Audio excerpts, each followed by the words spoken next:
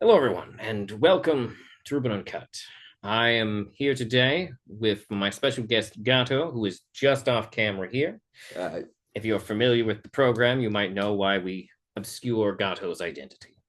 It's just so we can be a little bit more honest about some of his exciting life experiences. But we're not really here to talk about that today. We're here to talk about Saudi Arabia. We're going to do it through the lens of watching the WrestleMania 43 Saudi Arabia announcement.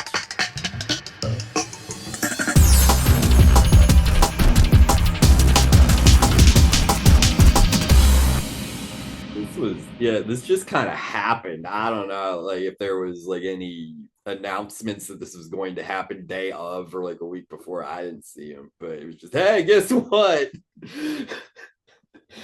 First ever WrestleMania held outside of North America. It's going to be Saudi Arabia. Which is kind of insane, especially since there seems to be there's a lot of countries like wrestling. It's weird that it wouldn't be somewhere like Australia or Canada or Yeah, this news Mexico. caused a whole lot of very intense emotions online after it happened. Like, there's a lot to unpack. You got like people in England are pissed because they thought because London was trying to get them to come over Mm-hmm. there uh for the first like overseas WrestleMania, which makes sense because the first overseas pay-per-view WWE ever did was in London, I think. Mm-hmm. So, Like there's a lot of countries I would think before Saudi Arabia, like Japan, Mexico, countries where wrestling is big, even part of their cultures in many ways. yeah. They are doing more things in Mexico, but it's just because they own one of the oldest wrestling promotions in Mexico now. Oh, So everything WWE does in Mexico is through AAA. fascinating.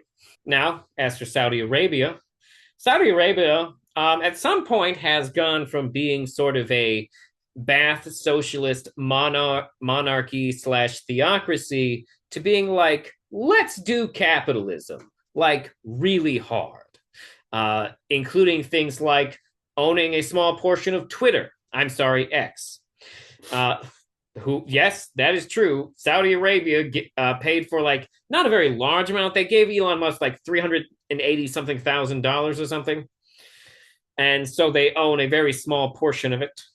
And of course, everyone just heard they bought EA fucking games, which is wild, which means now football fans will directly be paying money to Saudi Arabia every time they buy a Madden title or The Sims. And that's crazy because those two franchises basically print money for EA games. Also, a large chunk of Star Wars games. Now that I think about it, yeah, no, that's unfortunate. Let's see, what else did Saudi Arabia just do? They bought something else. Yeah, we got WrestleMania. They did the comedy festival. Oh, right, of course, the Riyadh Comedy Festival, uh, where they bought the integrity of people like Bill Bur and Pete Davidson and Aziz Ansari. Although I still want to see Aziz Ansari's new movie with Keanu Reeves, it looks very good. But Jesus Christ, people. A few years ago, I feel like we would have been making jokes about them and whatnot. Dave Chappelle had the audacity to claim that he was freer to speak in Saudi Arabia than he is in America, which is insane because we specifically know that Tim Dillon was fired from the comedy festival for jokes he made on his podcast before going. Although, in fairness to Dave Chappelle, it is probably easier to be transphobic in Saudi Arabia. All right, you ready? Yeah, let's watch this crazy thing. I've only seen clips of this and I've heard it talked about on wrestling podcasts. So this will be my first time like actually watching it. Mm, I've nice. heard it's like the eeriest shit ever. Getting dystopian in here.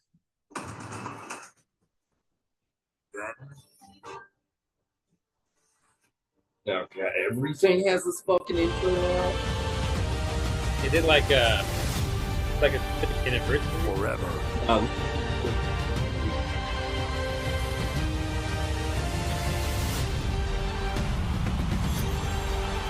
together. Possibly.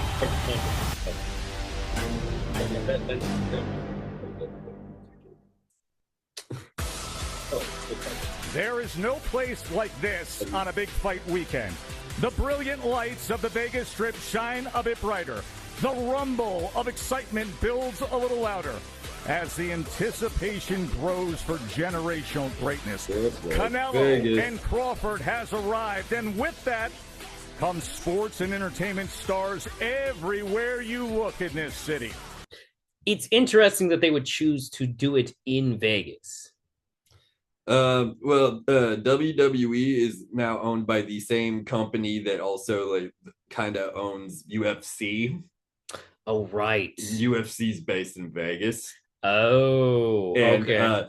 WWE's actually, ever since TKO took over WWE, the programming has gotten a little better, but kind of spotty, though. There's some shit they're doing where I just don't understand why they're insisting upon it. Ticket prices for WWE events have like tripled because Vince McMahon ran it the old school way, which was the way you get repeat customers is by making cheap tickets that appeal to everybody. Do your shows like on days that are close to days people get paid. And then that way a bunch of people will show up just because tickets are affordable, if nothing else. And especially in smaller cities and in like more rural states, there's nothing else going on. So even people who don't like wrestling might just go because it's something to do.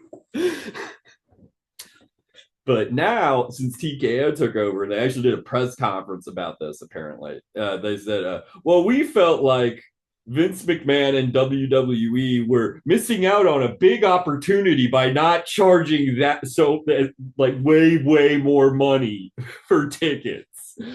Oh, joy. So like, you know, UFC tickets are really expensive, boxing tickets are really expensive. That TKO's reasoning is WWE, since it's presenting itself like one of these things, should also have ridiculously unaffordable tickets. Oh my God. So basically they're tacitly saying they want to get rid of all the yucky poor people from in crowd shots, so they only have attractive rich people in the crowds at their wrestling shows. Jesus. Dude, like I saw WWE every time they came through Tulsa. I would go because like it was usually I wouldn't even have to buy tickets in advance. Day of, like I walk up with $100, I get good seats, a discounted shirt from the merch table, and maybe a snack if I'm feeling froggy for like $100 or less. Now it's like $250 gets you nosebleeds with obstructed view. Yeah. Damn. If you want anything near the floor, it's going to be a couple thousand. That seems unnecessary to make nosebleed seats so expensive. And then Mania ticket prices, which have never been cheap, like also have tripled. Plus, you know, like nosebleeds, it's got to be high enough up to get the pores away from you. Like, what the fuck? Let the pores have the nosebleeds, you bastards. I'm kidding, pores. I am also poor. Me too. I can't afford to go to these shows. Jesus Christ. Yeah, I can't anymore either. Donate to the channel if you would like to see us go to wrestling shows. No.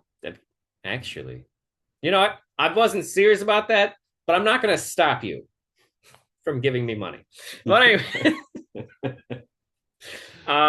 So ticket prices have gone, like I think like some Mania packages are like, we're talking like hundreds of thousands of dollars for Vegas, and people in Vegas got money. Like it was supposed to be in New Orleans, but New Orleans is too poor. So TKO made them move it to Vegas. Which is where they had the last one. Like it's the second Mania in a row in Las Vegas. That's the one thing you could say about them going to Saudi next year. At least it's not fucking Vegas again. Wow. Okay. I was just struggling to find meaning, I guess. Including what's about to happen right here. The incredible Fontainebleau Hotel. It's been a dynamic force since it arrived as Vegas's most impressive new palace. And in moments, it's where the next big headline-making announcement I feel like will we be heard. We don't need this.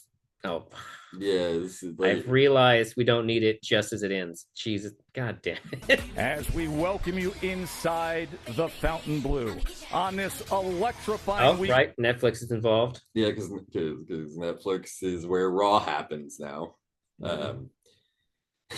Weekend of sports and entertainment in Vegas. Hi, everybody. I'm Joe Tessitore. Riyadh. Thrilled you're with us, and we welcome all of you watching from all over the globe for what is about to be made official as a historic moment in sports entertainment. This is true. In the demise of capitalism. In Vegas, the Riyadh season card as the great Canelo Alvarez and the undefeated Terrence Crawford go for the Ring Magazine and undisputed super middleweight championship of the world that comes your way Saturday night. And keep in mind, this comes in the same calendar year that Allegiant Stadium hosted. So far, it's just a lot of advertising. Yeah. I mean, to be fair, I guess it's all advertising, really. Yeah, I mean, WWE has ads printed on the ring mat now and the turnbuckle pads. And it's not Prime anymore. So that's good. Any opportunity to make more money. An all-time record-breaking WrestleMania by every measurable. WrestleMania 41 was notable. And it gets an encore performance because WrestleMania 41. Oh, wait, has WrestleMania not happened yet this year? WrestleMania happens in April or March usually. So wait, and this is WrestleMania 43, but he just referenced WrestleMania 41. Yeah, which was in Vegas, and now 42 is the one that's about to happen, also in Vegas, and then 43 is when they're going. Oh, so how far in advance are they announcing this? It's gonna be in 2027. Oh, okay. So it's Mania after the one that's going to happen. Okay. So they still have a while to maybe back out. But they're probably not going to because there's some sort of legally binding thing between WWE and Riyadh season or whatever the fuck. So yeah, no, lawyers will be involved. But they're doing this far in advance as far as I'm concerned. Yeah, is going to be back here in Vegas come next April. Now, all of that does not happen. Is this man very spray tanned or is that my imagination? Probably. Without star power. And do we have star power here today? Let's welcome to the stage the superstars who have propelled the WWE to new heights. And on a day like this, we get to reflect a little bit. It gives us a chance to realize the unprecedented growth of sports entertainment. So we will start with two of the pillars by which modern WWE has been built. Two men who are instrumental in turning the WWE into a global powerhouse, the Hall of Famers, the Heartbreak Kid, Shawn Michaels, and the Phenom, The Undertaker.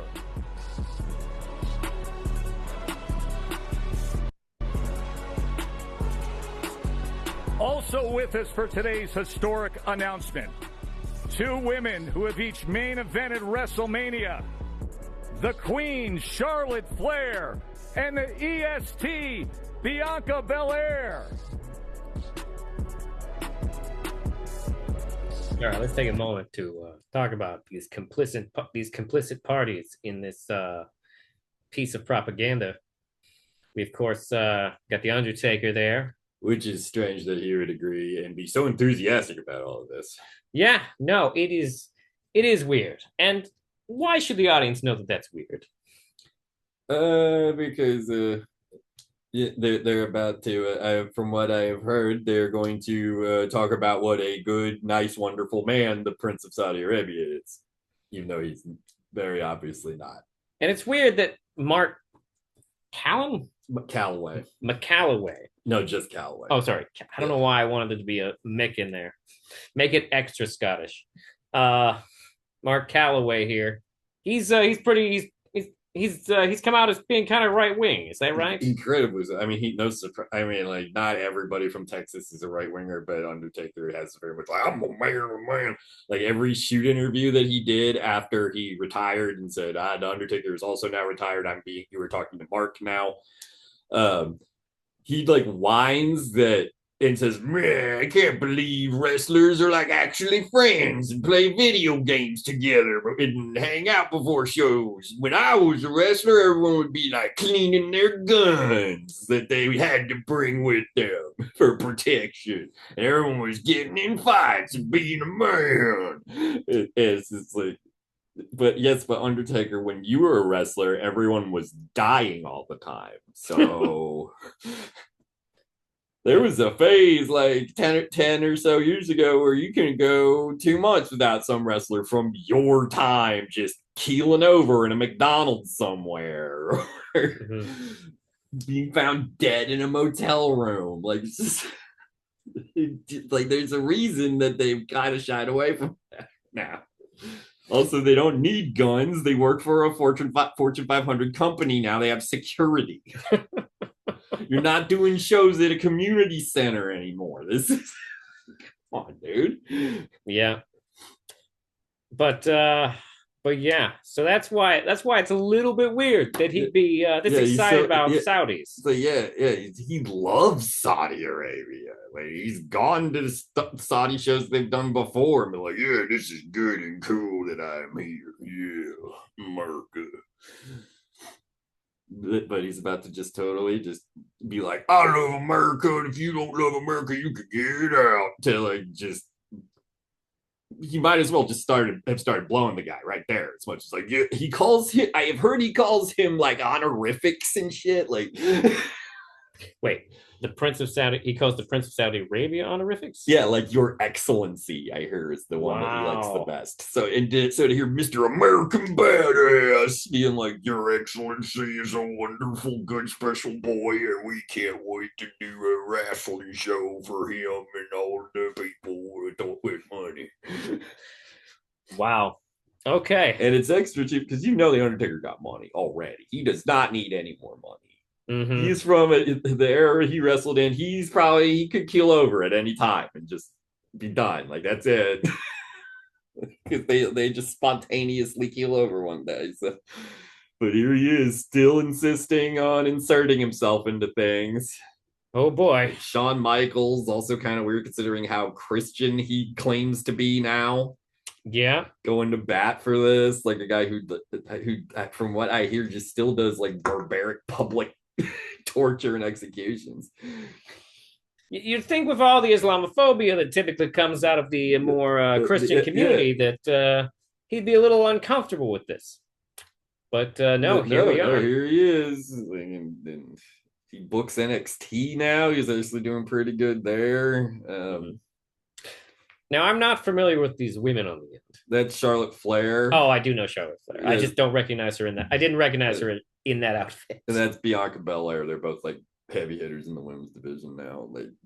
They both were like among, like Charlotte was in the triple threat. That was the first like women's main event in WrestleMania history. Bianca Belair was in a match. It was like the first time that two black women had ever had a WrestleMania match, and also the first time they headlined a WrestleMania. It was like night one of Mania a couple years ago. I was gonna say, how recent was that? Like 4 or 5 years ago, I think, is when they did that, because who she wrestled has been in AEW for a long time now. So yeah. Wow. So yeah. First black women headlining at WrestleMania. Yeah, so it's kind of weird. Like, I mean, Charlotte Flair, like, yeah, whatever. But Bianca Belair, I was surprised that she was chosen for this and also agreed to do it. Maybe they weren't allowed to say no or felt pressured not to say no. Who knows? But like, this is already kind of weird. You know what's interesting is that WrestleMania might actually be one of the few sources of empowering women in Saudi Arabia. Yeah, that's one of the things they've been leaning on as far as Saudi Arabia. It's like, no, we have to, because that's how we're going to get them to let women drive cars or whatever. Although, to be fair, I think Saudi Arabia already passed that law, although I heard there's something wrong with it, but I don't really pay that much attention to it. Maybe I'll look it up and add it in the edit. Okay. All right. So this is an interesting cast of characters. And they're not done. There's more. Oh, there's more? There's a whole other side there. There's gotta be more. But there's only 4 seats. And two of the most probably awkwardly popular, Oh, yep. Nope. He's bringing out two more right now. And talented stars. A recent women's champion, a tag team champion, and she won Crown Jewel in Riyadh. Oh, okay. Liv Morgan is with us. Oh, as that well makes sense. as Yeah, the rising star who will there. battle for the women's championship next weekend. But she's Stephanie Vaquera. very injured now, so. And finally, we welcome What? the dynamic, the high flying, the sensational Logan Paul. Wait, what? what? I did not know Logan Paul was at this fucking thing. What? Oh no! Please tell me Logan Paul talks. I mean, I'd be surprised if he doesn't. I mean, it's clear that they want to cash in on Logan Paul's fame. Before he probably goes to prison for some type of fraud. Yeah, he's being investigated right now. What? Yeah. What's he being? Do we know what he's being investigated for? Crypto rug pull, and then also the course. Lunchley thing, and just, yeah, there's a bunch of things rolling with him right now that have nothing to do with wrestling. That's why I'm surprised they let him wrestle at all. You think he'd want to donate all of his time and energy to all these horrifying court cases that are being potentially built against him. Oh my god! I mean, his brother got raided by the Fed. Stands to reason Logan would be rated hard too. I can't lie. It annoys me that Logan Paul is somewhat good at wrestling. Yeah, even though he only does pay-per-views and every match he does is just clearly a heavily rehearsed spot fest. Mm-hmm. Unless it can't be, like when he was in Elimination Chamber that one year. Ah. He was not in that match long at all. Because it wasn't about him. Every match has to be about him. Even when he loses, it's about him. Like when he lost the United States Championship at that SummerSlam. Oh, but it was in Cleveland, which is his hometown. Oh, no. Or, haha, I still can't tell if Logan's supposed to be a face or a heel. He's just being himself. So in other words, if you consider him a face or a heel is heavily dependent on who the fuck you are. Yeah, whether or not you think Logan's a cool guy. Most people seem to hate him, though. The mixed reaction, it's always like tends to lean toward the booing. Because little kids don't think he's cool anymore. Little kids have moved on to other douchebag YouTubers. So all he has now is just the people who never left. That's what happens to everyone who makes it big too young. Yep. Or at least on YouTube, I should say. His brother is a boxer now, and he's doing this. He's wrestling and insisting that people buy Prime. Is he holding a fucking Prime now? Let's find out. The world. Nope. Just making a fist. Oh, okay, good. Just making a fist. Oh wait, they're about to announce. Dude, I bet you he wanted to though. That's why he's wearing sunglasses. I bet he's wearing sunglasses because he started crying when they told him he couldn't bring a Prime. Also, this is just a weird moment here, but like, it's interesting that there's so many people wearing this much black against a black background. Like Shawn Michaels looked flat as hell in this suit. Yeah. Undertaker and Logan Paul's outfits at least look they're at least a contrasting shade of black. Although I'm now seeing that Logan Paul's overshirt does not match the black of his undershirt. I'm starting to think this may have been like, hey guys, you're on the next flight to Vegas. You gotta do an announcement for a Mania so far off. That's going to be the thing that confuses people the most. I mean, I was confused, although in fairness to anyone who's watching this, it does say 2027 at the top of the screen. So I guess I should pay more attention. The visionary Seth Rollins. Oh, wow. He did this too. Okay. These are the superstars. I mean, I think it makes sense. I mean, like, they can't. I mean, this has to be a big deal. If it's not a big deal, it's gonna look stupid. I mean, they probably just had Seth there just because he's champion on Raw, which is the only show that they ever acknowledge. Like SmackDown's always just kind of there to them, which is strange. But Raw is like their flagship show, so that's the champ of that. That's why he's there. Logan Paul's there just because he's Logan Paul.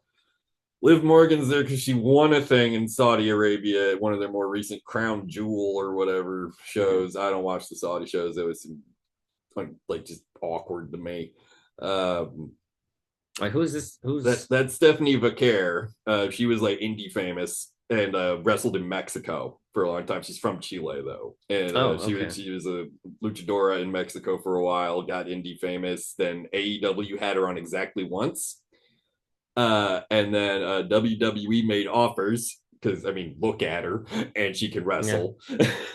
Yeah. So she, and as anyone with a brain would do, she go like, hey, do I want to work for a place that'll overpay me but never use me, or do I want to make a reasonable amount, a only slightly elevated amount of money and be featured heavily? What would I as a wrestler rather do?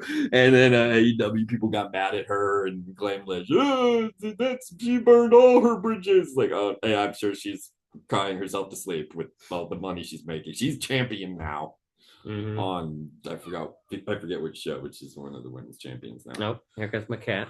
I don't know if you guys can hear the cat, but the cat has shown interest. These are the characters and the legends and the champions who keep pushing the business to the next level and to new heights. I sit here and I reflect on everything, those standing behind me in this historic day, and for 25 years I've been blessed to be out here in Vegas covering mega events, and some things really never change. The thrill of calling a bout with two of the best fighters in the world, we're going to have that on Saturday night, or a massive football game that's going to take place at Allegiant Stadium that the whole country is going to be glued to. But what has changed that I find remarkable, over the course of recent years, we have witnessed a change that has served the fans all over the world better than like ever. Look at everybody though, like they all look very like just. They definitely don't want to be there, except for maybe the Undertaker. Also, technically, the change, of course, I doubt this is what he'll say, but the change is, of course, actually that Saudi Arabia realized that oil was not necessarily always a perfect market to build your entire economy on. So now they're investing in a whole bunch of things all over the country, all over the planet, including the stuff we just talked about. And now they're about to announce that. It is the global growth of WWE. And please welcome a man who has crafted, guided, envisioned all of this to be WWE's Chief Content Officer and newly minted Hall of Famer, Paul Triple H Levesque. Paul? I'll watch the guy too. Thank you. All right. For those who might not be familiar with wrestling, what do they need to know about Triple H, the current owner? I mean, the current, not owner, current CEO? Yeah, CFO, CEO. He's like the main, he's like the in charge of the programming. He's the one that like runs the shows. He's the one sitting in what they call gorilla position, which is just right by where the wrestlers go out to go down the entrance ramp. Okay. That's where they set up their like table, or like that's where the guy sits and like watches every day, and he gives you feedback when you come back through about what he liked and what he did, and like shit like that. And that calls the whole show from that spot. I don't know why that's where all the fireworks are. Seems like you're not going to hear very good. But Triple H was a wrestler for a long time. He was like one of the bigger wrestlers when I was younger, like a little kid. Triple H was in DX. When I was in high school, Triple H was having what is now referred to as the Reign of Terror, when he was world heavyweight champion pretty much in the whole time, on and off for like 6 years. And he was like ridiculously overpowered. And Triple H is controversial because people often speculate, would Triple H be looked at as fondly if he did not start banging the Vince McMahon's daughter and eventually marrying and having kids with her? So no matter what, some people dislike Triple H just because of that. What would you say the most problematic elements of Triple H are? He's been involved in wrestling for so long that he doesn't understand why people maybe don't like the optics of certain choices he makes. Like being so heavily involved with fucking RFK Jr. And going to the White House all the time and fucking hanging out with Donald Trump. He and his wife Stephanie McMahon have been called on by RFK Jr. to talk about like health for people and stuff. They are helping him somehow, maybe by keeping him grounded in at least some kind of reality. I don't know. It's a thing. He doesn't understand why people don't like that. He's never like fully admitted I like Donald Trump, but he goes to the White House an awful lot. Mm-hmm. He's smiling in all them pictures. In fairness, for those who don't know, Donald Trump has a long history and connection to the WWE. As weird as that sounds, Yeah, he hosted a few WrestleManias at Trump properties, including his one of his casino resorts that went under in Las Vegas. That was he is also close friends, or appears to have been close friends with Vince McMahon for many years. yeah. That's why Linda McMahon, who was a high school French teacher for like I don't know 3 years or some shit, is now head of education, and she doesn't know what AI is. Yep. You know, the A1. The A1, people. The A1 is getting real good. Thought she was talking about steak sauce. All right, let's see what. Yeah, Triple H is very like Let's. he seems to understand that some people don't like Donald Trump, but he also his brain has been broken by wrestling so much that and his heel heat that he generated while he was a wrestler was such that he thinks divisive automatically means good. That's yeah, no, that's So that there's a very decent possibility that he thinks Trump is cool, but only because he's so divisive and thinks that means he's good automatically because he gets such a strong reaction because Triple H doesn't understand anything except wrestling now because he's been involved with it for so long. Mm-hmm. And in fairness, a lot of what Donald Trump does is kind of like pro wrestling in the way he presents himself and the hyperbole he uses and his general theatrics. Yeah. So like, it kind of makes sense that Triple H also would like money a lot and associate money with success, specifically with his success because he is the one who has spearheaded WWE getting sold to TKO, which is a lot of the reason why a lot of this like price gouging is happening and why there's been such a big like push for them to like have only like rich attractive people coming to their shows. Even though it's wrestling, the whole thing is that like you buy the tacky t-shirts and everyone wears the tacky t-shirts and you go woo at each other. Like, no, you want people dressed to the goddamn nines to watch pro wrestling. Yep. And even though part of me thinks he knows deep down that this is a bad thing to do, but he's not stopping it. No.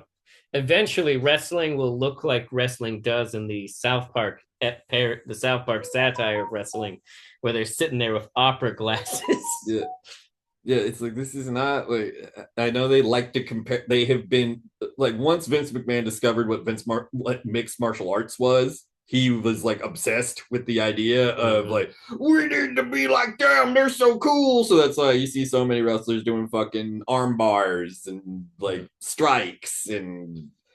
Is armbar not normally used in wrestling? Not in American wrestling traditionally.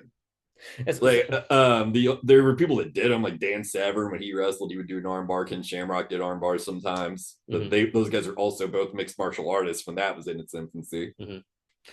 Did they wrestle in Japan? Probably. I would assume arm bars would be more common. Yeah. There's a lot like arm bars, like, but now like a bunch of like World Wrestling Entertainment has never lived up to the name more as far as diversity on their roster. Oh. It actually is World Wrestling Entertainment now, not just mostly Americans, but a few token Mexicans, Canadians, and English people. now they got people from Japan, China, like got people from still Mexico and Canada and all that, but there's Germans, Austrians, there's a big Australian contingency in WWE now, which I never thought I would say. There's so many Australians now. Although, in fairness, Australia kind of wrestling feels right for Australia. Yeah, they apparently have loved it this whole time, but this WWE only went there like once every like 8 years forever, so they never thought about it.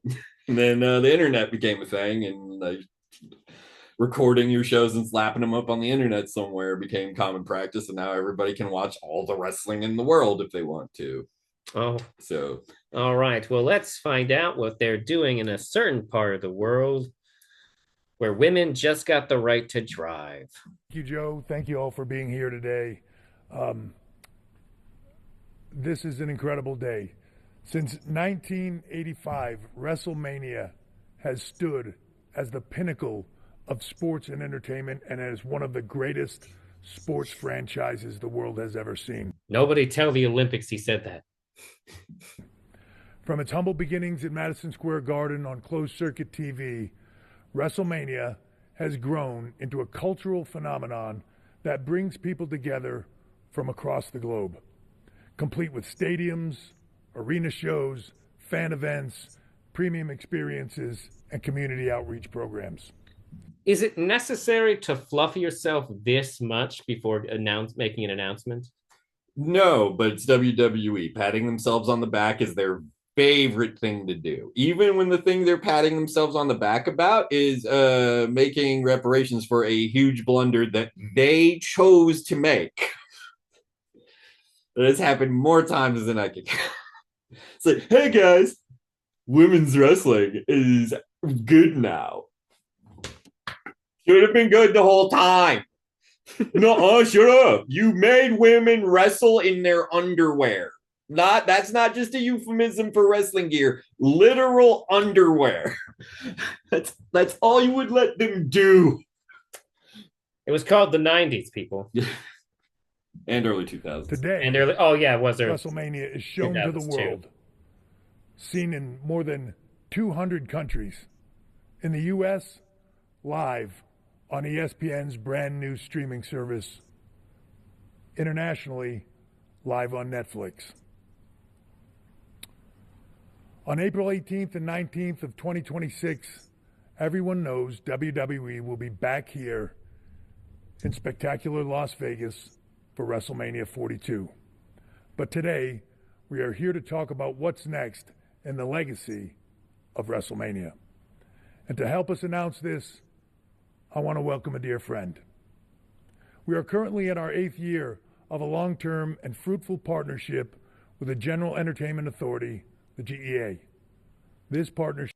General Entertainment Authority. If you can't tell by that title, that means that they are working with the Saudi Arabian government. Fun fact, 80% of the people who work in Saudi Arabia work for the Saudi Arabian government. They are the #1 employer and run almost every single branch of like the stuff that you would think people need to do. Guided by His Excellency Turki Al-Sheikh has seen historic firsts year.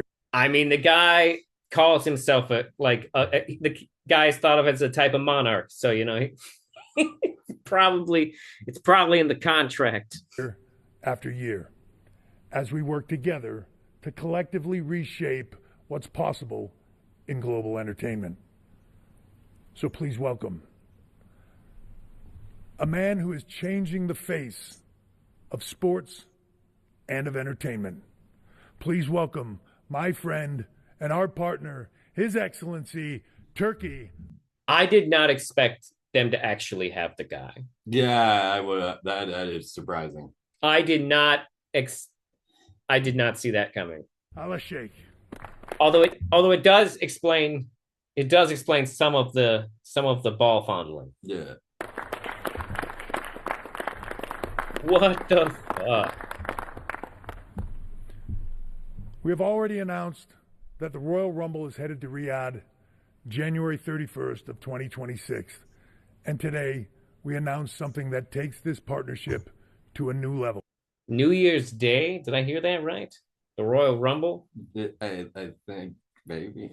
I'll catch you in the edit. So on behalf of His Excellency, on behalf of Nick Khan, WWE president, who was the driving force on this Okay, I just need to take a moment. This is who rules your country. Look at his face. Look at his face. Look at his jowls. This man is a nerd. This man is did you hear about the requests that he made for the very first time that WWE went over there? Oh, yeah? He wanted to have like this big like Royal Rumble type thing right in the middle of the fucking already way too long show. And the requests for people that he had in there, a lot of whom have been dead for like decades. Oh, I have heard about that. Yeah, he wanted Yokozuna in there. They're like, that guy's been dead since like he's been dead for a while. So they just got a sumo wrestler that had a similar skin tone and just put him in it. They didn't call him Yokozuna, but they put him in it. Oh my God. All right, I figured it out. I know who he looks like. I was trying to think of it. This Saudi prince guy over here. He looks like Jonah Hill doing an offensive caricature. That's what he looks like. He looks like Jonah Hill just got cast in an Adam Sandler movie that Rob Schneider wasn't available for. And so now he's the guy doing the outlandish Arabian stereotype. Jonah Hill, everybody. I would like to announce that for the first time ever, WrestleMania will be held outside of the United States and Canada. In 2027, we are proud to announce that So they have had one in Canada before. Is that what I'm hearing? Yeah, they've had a couple minis in Canada. Okay. All right. The outside of North America. Oh, fair. WrestleMania 43 will take place in Saudi Arabia as part of Riyadh season.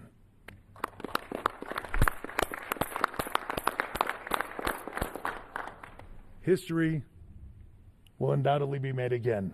You are making history a lot lately. Oh, saw a human expression on his face there for a second. Thanks to our partners at the GEA and Riyadh season, we just could not be more excited for this opportunity.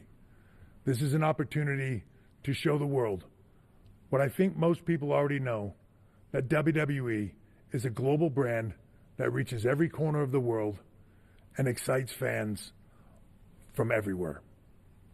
Thank you very much. Gentlemen, congratulations. Congratulations, Turkey. Paul, I'll ask you to take a seat, Paul. His Excellency. And I'll tell you what, let's... Oh, right. This is a press conference, so people are going to ask questions. Yeah. Of course, the prince gets a seat. That makes sense. So far, the prince feels very uncharismatic. Yeah. Let's see what happens when he actually talks. I assume someone will ask him something. continue the conversation and get some of the superstars and legends involved. Taker, you can sit next to your good friend. I know he likes that very much. And Bianca, how about you? Sit next to your good friend. This fucking... Yeah, he's gone to every Saudi thing just because, like, he has it. I don't... No, wait, no, he wrestled at one. They had a like old man tag team match, him and Kane versus Shawn and Triple H, and it was Shawn and Triple H had the DX gear on. It was weird. It just like all of them just looked so old and sad. Yeah. What? Oh my god, this is fucking... Yeah, so like I guess the Undertaker probably thinks he's a real cool guy because the Undertaker's like, he's a strong leader. That's what we need. But he looks like someone. He looks like someone the Undertaker would put in a locker in high school. Like, the sunglasses are ironically not making him look cool. Like, what has to be wrong with you that sunglasses don't make you look cool? And why are so many of them wearing sunglasses? That's a great question. We're at an indoor thing, and you're right. Let's see here. One, two. Seth Rollins got sunglasses. 3. Logan Paul got sunglasses. Prince has sunglasses. Undertaker got sunglasses. Undertaker's old, though. His might be prescription. Fair. Take a seat next to Triple H, if you would. And Taker, I want to start with you because a few years ago, I remember being over in Riyadh as His Excellency was hosting the Tyson Fury and Francis Ngannou fight. And you stepped into that magnificent arena there, and the reaction was incredible. It was loud. It was instant. You're beloved in the Kingdom of Saudi Arabia, but with good reason. 4 total matches. You are part of history with the first WWE event there. So for an American WWE fan, an international fan who hears this news today and says to themselves, ooh, I should go. What are they in store for? They're, without a doubt, they're in store for the incredible passion. I think WWE fans in general are known for their passion for WWE content, and I think people are going to be blown away at that same passion. He looks kind of like the doctor who gave me my medical marijuana prescription. I'm just apparently the Undertaker was naturally a redhead before he got old.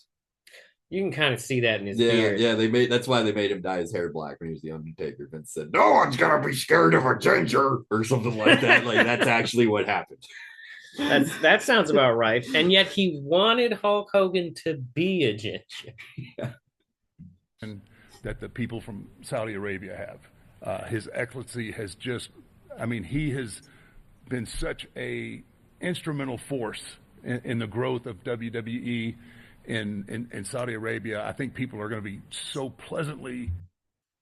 Listen to me. I command that you will all love WWE because I love WWE. Yeah, I'd be pretty passionate too if I if I didn't live in a democracy. Surprised at the kindness and the pouring out of the love and appreciation for what we do, and I can only imagine the pomp and circumstances that you always expect from WWE and WrestleMania. I do not like the way that the Prince just like the way he almost looks like he's avoiding looking at Undertaker.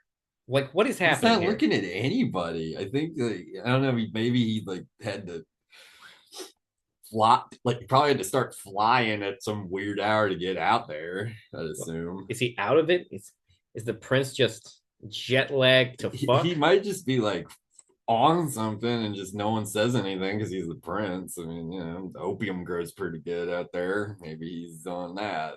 Maybe. He does look kind of zonked. Yeah, look at the way his eyes are like a little. And sunglasses little inside. Like, yeah, people who do heroin wear sunglasses inside because heroin makes your eyes dilate, which makes them more sensitive to light. So maybe. But a lot Mania are going to be off Fair. the chart when we go to Saudi Arabia. Guaranteed. No doubt about it. Bianca, you know that well. You've had history there. You've had 9 total matches in the Kingdom of Saudi Arabia. You won Elimination Chamber there. You were able to retain your women's championship there, your tag team championships there. What has it been like wrestling in Saudi Arabia? It's amazing. It's amazing to be a part of a lot of great moments. The hospitality, the culture, the crowds are always great. I think Saudi Arabia has become the amount of things that have that like the red carpet being rolled out for them, so to speak. The first time they went out, the first couple shows they went out there, I did not watch them, but they were just glorified house shows. Like there was no storylines being continued, so like it was just a WWE live event that was streamed on their at the time WWE network. And apparently they just stayed in regular hotels. Like the women had to go to a different hotel than the men, and Paul Heyman had to stay at the same hotel as the women for some reason. It's because he's Jewish. Yeah. I wish that was a joke, but I'm almost positive that's the reason Paul Heyman had to be like kept in a specific place. Yeah, and you don't really hear a whole lot about then. Like that's when like Vince would be being petty with the scary dictator man, and like one time Vince McMahon pulled the live feed to the show they were doing, which was in breach of contract, and just by complete coincidence, their plane was delayed by like 20 hours. Leaving Saudi Arabia. So Triple H, who's back in the States, had to throw together a SmackDown broadcast with just who didn't want to go to Saudi Arabia and people from NXT. And it was one of the highest rated episodes of SmackDown that year. That's how bad programming was at the time. But this now, episode now with way more integrity. Yeah, like now that Vince isn't in charge anymore, so no one's gonna get petty with the scary dictator man. It's like they didn't allow wrestlers to do any like social media posts at all at first, but now they seem to be encouraging it. And they got like these bungalows that the wrestlers stay in now, and there's like world-class food and like entertainment and like fucking people swap. It's like because it's an advertisement for Saudi Arabia. Yeah, like they had belly dancers and like all these wrestlers are just like dressed to the nines, look like they're on something, watching this eyes wide shut bullshit going on around them. And it's just eerie. Like it's just like this is pro wrestlers. Just and they're probably all being encouraged to like do drugs and fuck just so they'll have pleasant memories in Saudi Arabia and therefore want to go to next year. Yeah. I guess what we're saying, people, is the Saudis are kind of weird and scary, and not because they're Muslim, but because they're part of like a weird, like ridiculous monarchical hierarchical system in government and they're also super wealthy and one of America's biggest allies who has like seemingly no scruples, which is why all of this is kind of creepy. A space specifically for women to make amazing moments and make history. I wanted the camera. I wish that the camera would have shown us the prince's face when she says this part. Yeah. I don't like. I feel like there's a reason they're not showing him right now. And it's not just because he's on the other side of the table away from the woman. It's like, I don't want to.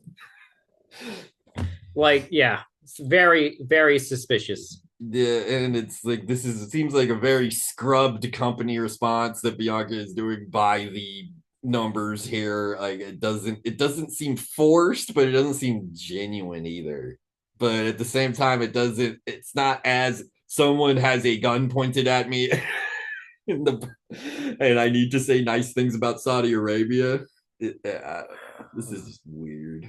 Well, let's hear her try to explain like the importance of women's wrestling in Saudi Arabia. That's not just important for little girls and women to see, but for little boys and men in the whole world to see. And every time we go to Saudi Arabia, I see it evolve more and more, whether that's inside the ring with more women on the show or... Side note, there's a commercial playing during this part in Saudi Arabia. Or outside the ring with seeing women on billboards and posters, and that became even more apparent to me. Last time I went to Saudi Arabia, we had an all-women's battle royal. That's right. And when we came out, every single woman that came out, the crowd had a chant for them. And when we went backstage, we had a special moment with Natalya because she was a part of the very first women's match in Saudi Arabia. And it has just been very special to see where it started and what it's evolved into, and it's been an honor to be a part of that progress and that change, and now having WrestleMania in Saudi Arabia, it just shows that WWE, it transcends globally, and it continues to make history, and as a woman, it's very special to be a part of this. Yeah, you've been a special part of it in so many groundbreaking moments now for so many years, and very well said. Paul, today's announcement obviously is massive. I don't know that there's anybody who understands the full evolution landscape of. Do we know who this guy, the MC, is here? I assume he's just some kind of combat sports journalist. Or like a play-by-play guy. I don't know. Maybe he's affiliated with UFC in some way, since now they're both owned by TKO. There's like some overlap sometimes, and also why they keep doing every fucking Mania in Vegas now. Mm-hmm. WWE better than you. So how would you characterize how significant today's announcement is, WrestleMania ahead of the Saudi? It's hard to put into words, really, how significant it is and what a partnership that has been over the last 8 years or so, as Bianca mentioned. Yes, this has been going on for 8 years. Yeah, that's great. That's how long ago Saudi Arabia has only recently bought EA and started buying out the integrity of stand-up comedians, but they've been doing this shit with WWE for 8 years. Yeah, this is a Vince McMahon idea. Like Triple H didn't think of let's go to Saudi Arabia. Vince did. Which is also weird because Vince is also very, you're America. If you're not from America, you're a bad guy or a punchline on my programming. But now it's all of a sudden, the great his wonderful excellency is being such a very good boy. What a good, kind leader the Saudis have. And it's really weird. Mm-hmm. Never mind the fact that he looks like a stone Jonah Hill. The Undertaker mentioned the evolution of our partnership there, of what we have experienced when we have been there, to see that growth, to see that expansion. It's really been a special thing to see. But I think in this moment in time, WWE going to Saudi Arabia, it's sort of first foray, as much as everybody knows how global we are, our first foray into doing what is essentially our Super Bowl in an international market. Yep. They always compare WrestleMania to the fucking Super Bowl. There's the bingo line. The mark your WWE bingo. This is a lot more boring than I thought it was going to be. Like, I was expecting it to just be like eerie, like watching some kind of like weird body horror movie from the 70s, but like the first like 20 minutes of one of those where it's just like uncomfortable. Yep. But no, it's just like, yeah, this is very good, and his venerable excellency is a very good boy.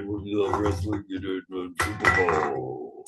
I don't think people understand how boring fascism can be. For every Mussolini putting his face on buildings, there's just a lot of this sports washing and entertainment stuff. Mm-hmm.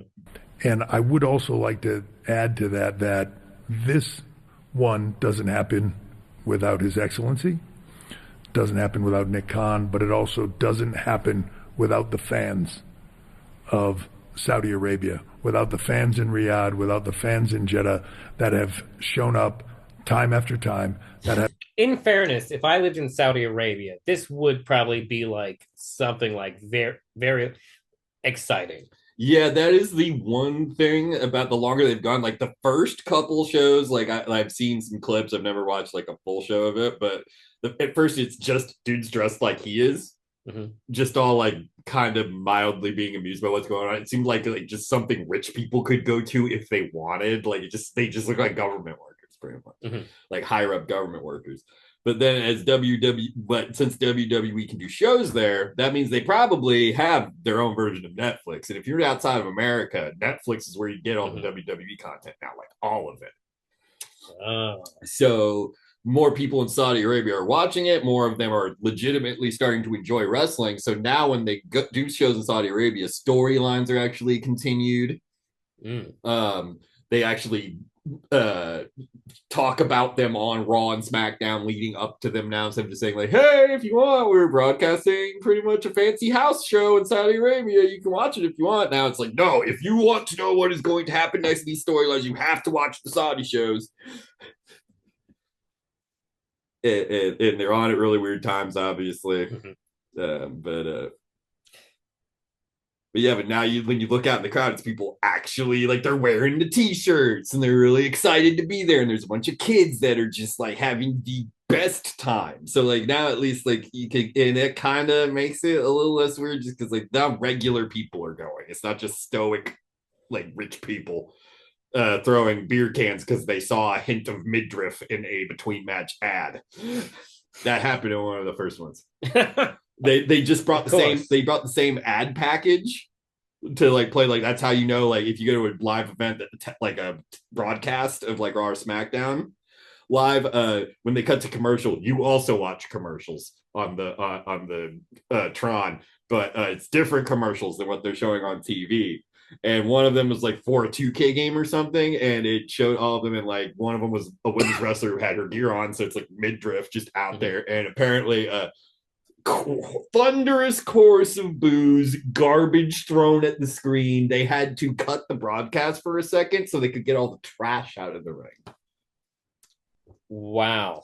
Yeah, just because like for a fraction of a second you saw Carmella's stomach. That's it. So do you think they censor the Netflix broadcast there, or maybe? Or they might like try to market it as this is a fancy foreign product. This is very exotic. What you were saying, but they might blur it or something. Who knows? I'm just thinking because like theoretically, it's possible this is like also the most sexual thing. Yeah, because any Saudi Arabians are watching. The women have like specific gear for Saudi shows now. They still find a way to have fun with it. Like that's another thing about people who watch wrestling, but also wrestlers themselves being just fucking nerds now. So many wrestling gears that are just cosplay. And like it's one thing when like Cody Rhodes looks like Homelander because like initially he was a villain with that character, but now it's like synonymous with who he is. And it's like just based on Homelander. It's not I am dressed as Homelander now, you guys. Like I am there every year at a big pay-per-view. So like there's cosplay fucking gear on WWE programming. And I imagine that is a nightmare for if you want to ever have an action figure made of yourself, because that means WWE is gonna have to pay money to whoever's IP you're dressing up as. Oh my God, that's a great point. Yeah. One year, like this tag team called the New Day came out dressed up as Goku, Vegeta, and Cell. Like their gear looked like that. There was an AEW show where just by complete happenstance, half of the competitors in this match had Wolverine gear. And they were all on opposing teams. It's not like just hey, wow, you all guys also got Wolverine gear. Cool, we're gonna look like a team now. Like, no. There were times when two different, just jacked guys with tattoos and beards dressed as Wolverine were wrestling, and you had to not only tell them apart, figure out who you were supposed to be cheering for.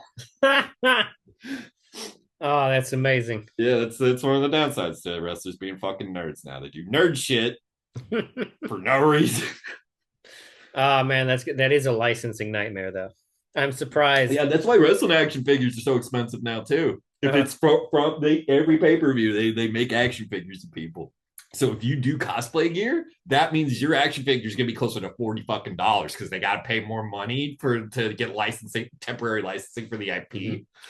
And like companies like Disney and yeah, like it's almost always fucking anime and comic book shit. So that means Disney owns it, and Disney's gonna probably mad because WWE didn't sell to them. Disney once sued a family for putting Spider-Man on their dead kid's gravestone. Disney will come for you. Yeah. There's. I am almost ashamed to admit how much I paid for some of the action figures that my ADHD insisted I buy to hang on my wall. All right, let's get this.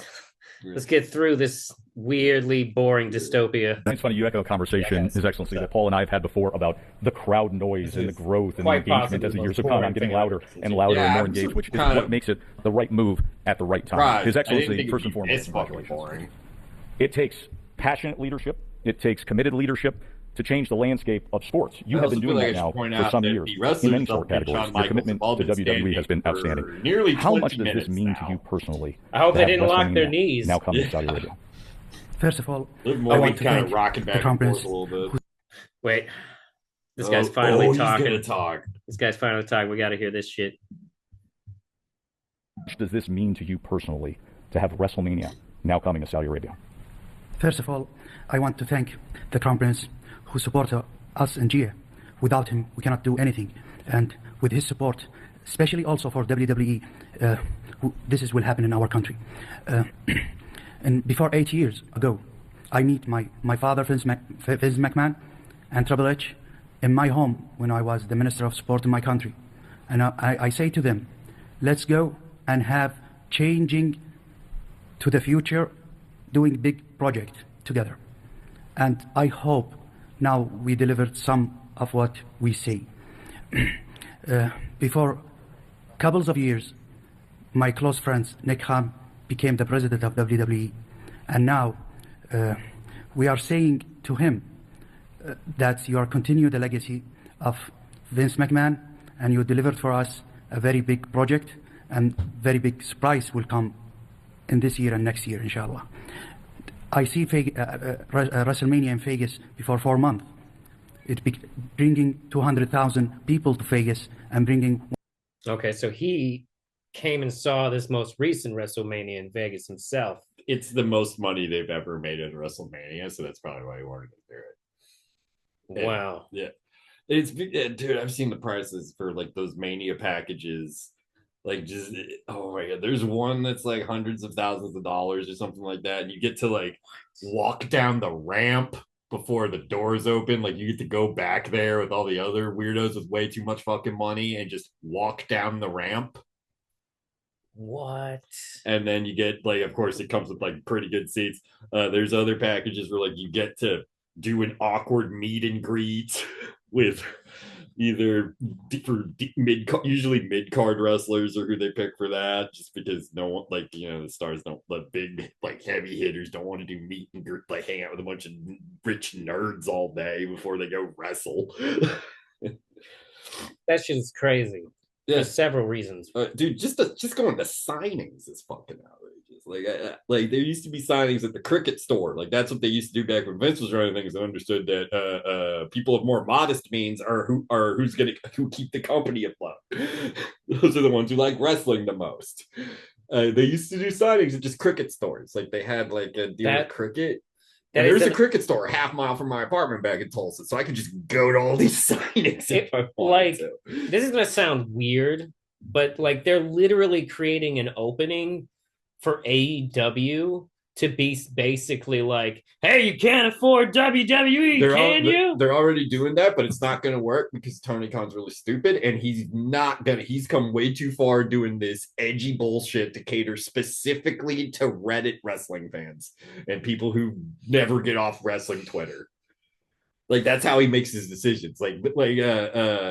He is constantly on Twitter and r/squared circle and shit like a cage match and shit like that, just seeing what everyone thinks and booking for them. That's why their ratings are so shit. That's why you never see little kids running around wearing AEW shirts. That's a good point. It's like there's middle fingers for no fucking reason every match, gratuitous swearing, and they're only doing more. Like they made a point to say like, hey, we're allowed to say fuck on Max, so here we go, fuckity fuck. Like just trying to be, so it's like, and AEW is always weird because like the way their matches are structured, I watch them think if I was seeing this in like a local community center for like $10 tickets, I would think this is fun. I like this. But having this with a lot of kind of shit with a lot of money behind it in an arena, it's weird and looks really stupid and really fake. And I don't understand why people enjoy it. But yeah, like the fan, like they forget to realize that like most people go to WWE shows, it's like families with their kids. No one's going to take their kids to Blood and Guts. They have a pay-per-view called Blood and Guts. It's just War Games, but they don't call it War Games because WWE owns the rights to War Games. So it's called Blood and Guts.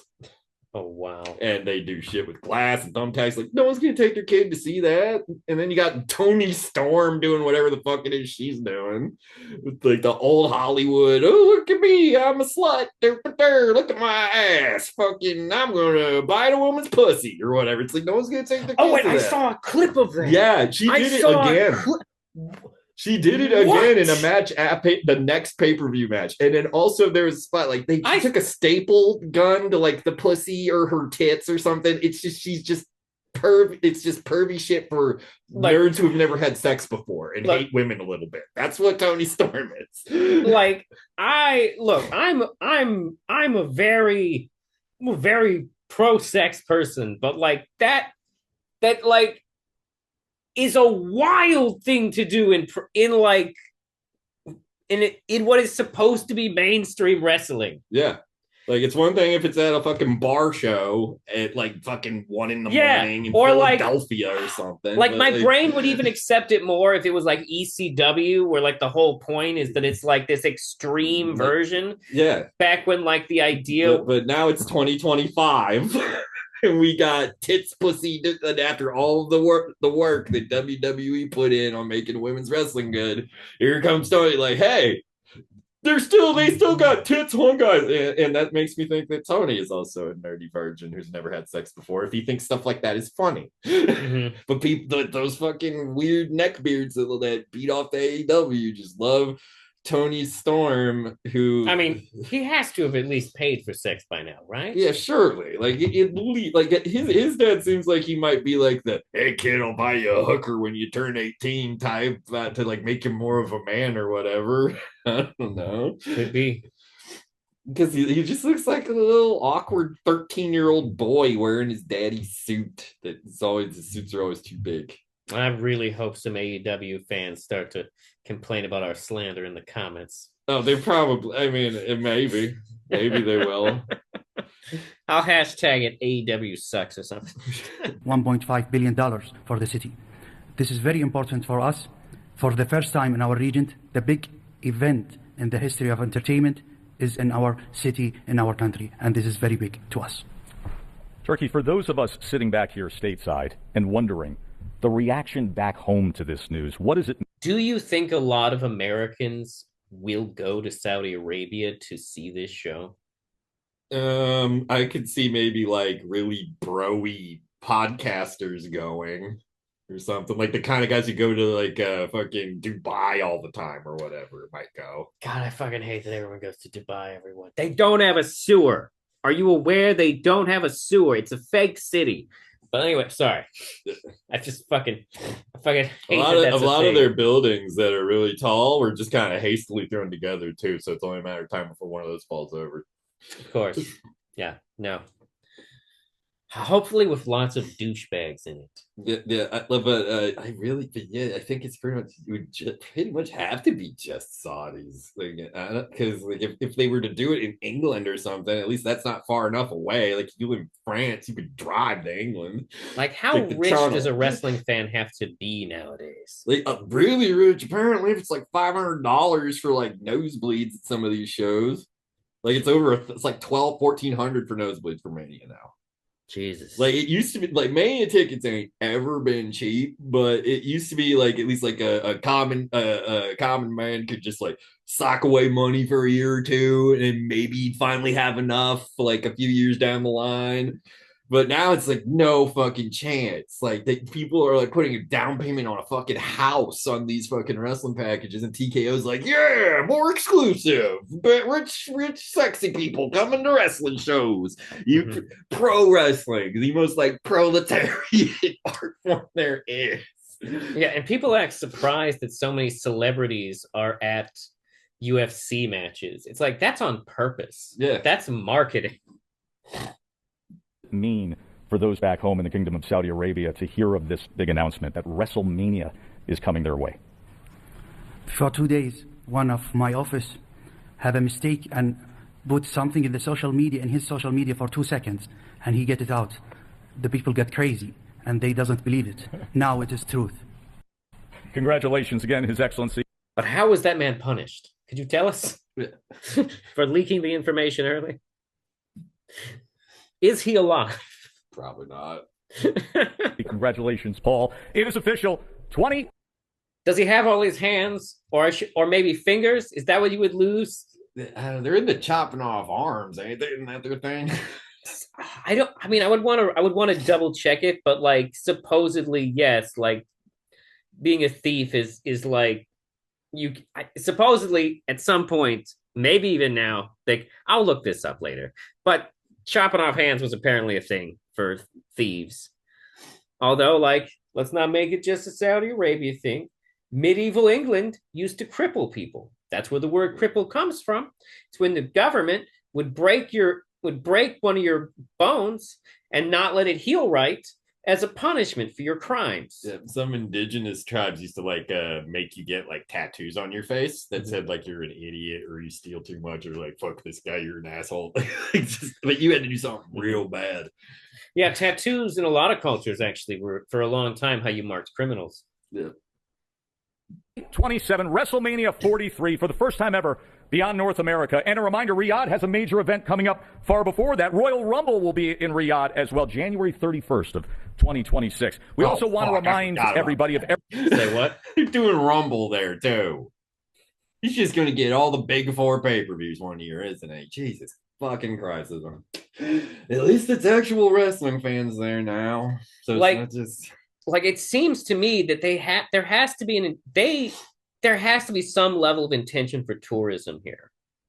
Like I feel like because people fly out from all over the world to see Manias in America, in Canada.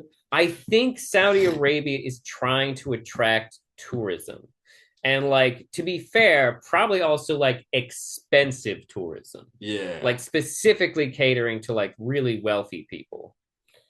That's my impression of like why Saudi Arabia is doing a lot of this shit. everything that's coming your way this weekend, starting in just a few hours tonight. Friday Night SmackDown comes to you live from Norfolk, Virginia. The Beast is back. Brock Lesnar a week away from taking on John Cena. He will be live on SmackDown. Plus, a battle of big men. Drew McIntyre taking on the Viper, Randy Orton. Immediately following SmackDown, you can watch WWE AAA Worlds Collide. It's going to be right down the road here in Vegas. Dirty Tom Mysterio trying to be a double champion as he challenges for the AAA Mega Championship. And then tomorrow night, thanks to his excellency, we have one of the most intriguing, compelling bouts that you can make in all boxing. The legendary Canelo Alvarez, the undefeated Bud Crawford, the Ring Magazine, and undisputed Super Middleweight Championship from here in Las Vegas. Enjoy all, and let it be known, WrestleMania 43 has found its home. Riyadh is going to shine. Thank you, everybody. Okay. All right. So that's the end of that. Good. That is finally. Why did all the other wrestlers need to be there? That was so weird. They were just decorations. They were just looking around. Yeah, that was pretty weird.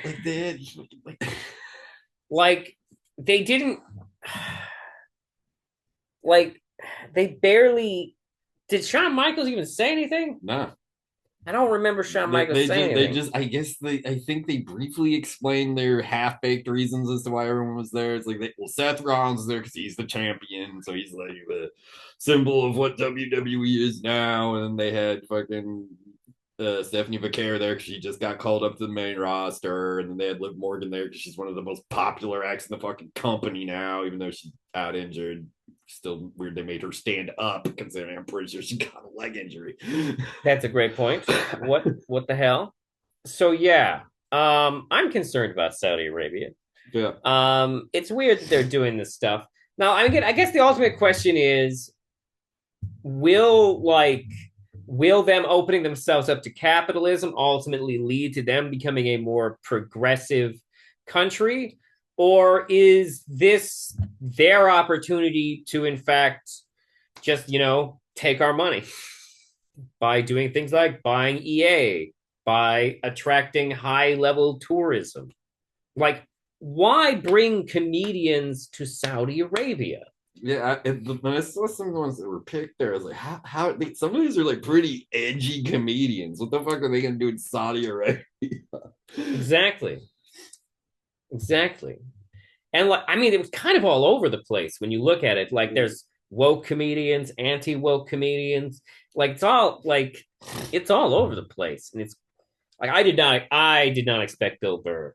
That one was the worst one. That one stung. I mean, Pete Davidson's a weaselly little fuck by the look of just the way he carries himself. So like Pete Davidson's, the thing about Pete Davidson is like Pete Davidson, there was never a moment where like my brain was like, well, Pete Davidson has some kind of integrity, Yeah, Pete Davidson's always been very just Pete Davidson seems like the kind of guy who just like would get the offer, like, really? Oh, okay, yeah, I'll do it. Apparently, when he get me on stage, I guess he got interviewed right after that. And he just said it was a lot of money, so he just said like, "Yeah, I just went for the money." Yeah, I don't know if that makes it better or worse, but that's what. But he's the kind of guy where he's the kind of guy where it's like, okay, yeah, Pete Davidson took the money. Sure, makes sense. But like Bill Burr is like, why? It's like Bill Burr. How much?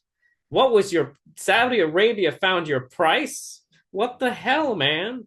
You already are rich, aren't you? All of them that went to that festival were already rich. Is this a weird Netflix connection thing?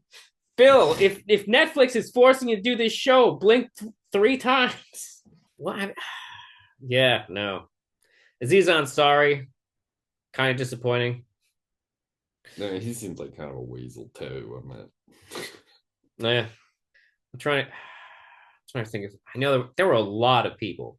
Dave Chapelle, I was not surprised by Dave Chapelle. Yeah, he's such a just grumpy old man. He's turned into everything he used to make fun of. A lot of these comedians have Netflix deals. Yeah, so maybe it was a Netflix. Is there a Netflix connection to this?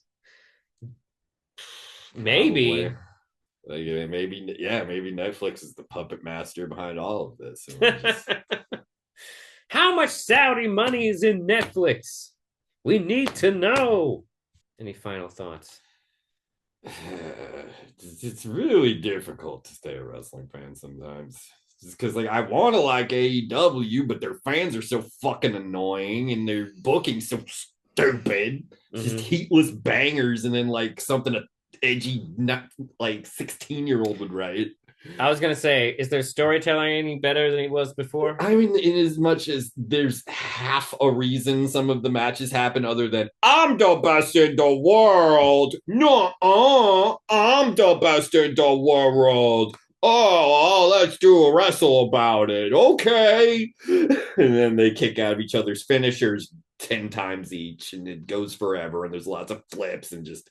It's stupid. I don't like it. There are wrestlers I like that work in AEW, and I want to be able to enjoy it so I can watch their stuff. But then it's just the same 8 people over and over again, and you're thinking like, what are you doing with all the like other people? I would imagine that would lead to more like injuries and burnout. It has. People get hurt at AEW all the time, so it's like it feels like some kind of meat grinder blood sports thing, and then I don't feel right about supporting that. Like, so many people Tony Khan has so many people signed to him, and so many of them are injured at any given time. He forgets who's hurt and who isn't. Like, there's been people who've been recently like released or quit AEW. They're like, yeah, one time I was hurt, and he called me like 3 weeks later asking me if I wanted to work. I'm like, Tony, I'm hurt. I can't, dude. He's like, oh, whoa, yeah, okay. It's the goodie. And yeah, it's just like that. I mean, it seems to have settled down. I haven't seen too many like huge PR disasters going on in an AEW locker room. Been a while since I've heard about fist fight breaking out backstage, or somebody like being scummy or something like that. Or like just more fight, like someone just straight up assaulting somebody over something said on Twitter. Like, it's just, AEW just sounds like fucking outlaw locker room. Oh, wait. That just reminded me. There's a wrestling thing I haven't commented on publicly. Right. Did you see when that UFC guy basically... Oh, yeah. Yeah, Roger Jackson. Yeah, I've seen that's been everywhere. Now he's finally, like, got arrested for it. I think he bonded out, but... Well, yeah, I would imagine he's got the money. Well, I mean, he doesn't. His dad does. Oh, yeah, that's fair. Yeah, no, that shit was crazy. Yeah, like I watched it, and it's just like it just looked like I have been, not that exact one, but I've been in parking lots like that before, or like that before the show. Like, the parking lot is the locker room. There's no, you just walk. Oh, you're talking about the initial interaction? Yeah, the initial interaction. It's just like, okay, there's people drinking. Okay, like the cookout aspect of it I thought was kind of weird. It's like, what, you guys don't got a fucking Taco Bueno around the corner you can go to and everyone eats there? What do you think was that? So that wrestler was in kayfabe. He saw like the Psycho Stu was acting as Psycho Stu. I assume he just figured that the stranger that he'd never seen before, who had a camera crew with him, was probably just some live streamer that liked wrestling. So he probably figured, hey, if this guy's here, we're a small enough company. There's no way he doesn't know who everyone here is. I'm going to go be Psycho Stu for him. And that's why he did the, like, he was very clearly very drunk. That's probably the main defense that will be brought up by Raj's lawyers. So, you look how drunk he is. Like, first of all, the guy looks like he drinks a fair amount. I don't think he's like that lit up right now. Like, you don't know me. And then some people were saying, oh, that's a gimmicked can. I don't know, man. I mean, I worked in like more economically humble companies, shall we say, but I have never heard of a gimmicked can before. Like, cans are already really easy to crush on somebody. Yeah. I mean, I guess it shows you should be careful about how far you go sometimes. Yeah, if you don't know somebody, don't just pop them on the head with a beer can. But I mean, but at the same time, still that beatdown was excessive. Yeah, just like like that poor little like that guy with the face paint that jumped in first. He was only like 17. Yeah, and he got elbowed once. He's not pressing charges on Raja because he figures the stuff that Raja's already got going on for the attempted murder he did in front of everybody's already punishment enough. Yeah, Jesus. Oh, yeah, no.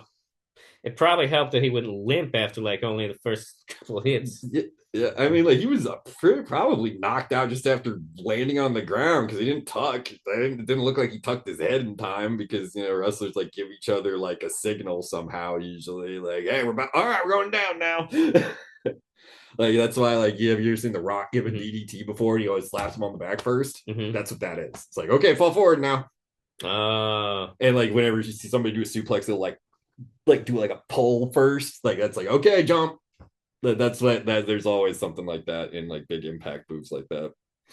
But he just threw him straight on the mat. Yeah, he just used brute strength and lifted and hurled the dude down to the mat. And if that doesn't also hammer home the point that wrestling rings aren't soft. I have bumped in them before. There is padding, yes, but that's mainly to protect the wood, not you. Doing a pro wrestling match is the equivalent of a low impact car accident. Every time you do it, like every wrestler is probably walking around with soft tissue bruising like all the time. Yeah, but yeah, like he was probably just knocked out just from that, and then the punches like that probably brain bleed. Like guy clearly lost one of the teeth. Yeah, that's bad that it happened. I mean, there's a sob story behind why Roger reacted that way, but whatever, dude. Like a bunch of people have dads that fuck with them all the time. That's no reason to just fucking haul off and kill a wrestler or try to. Yeah. I mean, I'd be willing to believe that, like, from his experiences as a professional fighter, that maybe he's like, how would I put it? Like, has a misguided conception of how much damage a human being can take. Yeah, because to do that, you have to have a really high threshold of pain and be insane, just like wrestling. But like wrestling, it's not the same as mixed martial arts. So yeah, no, that whole thing is just shitty. Like that's not given receipts. Yeah, receipt is just like the receipts, like a receipt's like you pop a guy for like, real. Quit it. Like stop it. Either you're hitting me too hard, stop it, or you're not selling enough. Please sell. Make this match look good, please.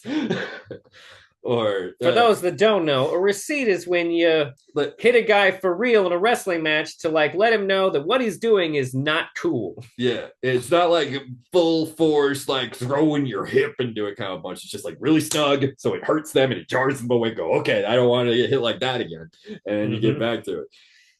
It's not slamming a guy to the ground and then giving him 22 unanswered punches to the face. Yeah, no, that's a bit more than a receipt.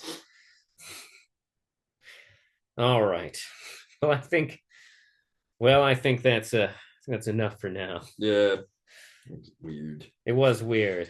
I'll try to make it more interesting in the edit somehow. Maybe I can add fart noises. We'll see.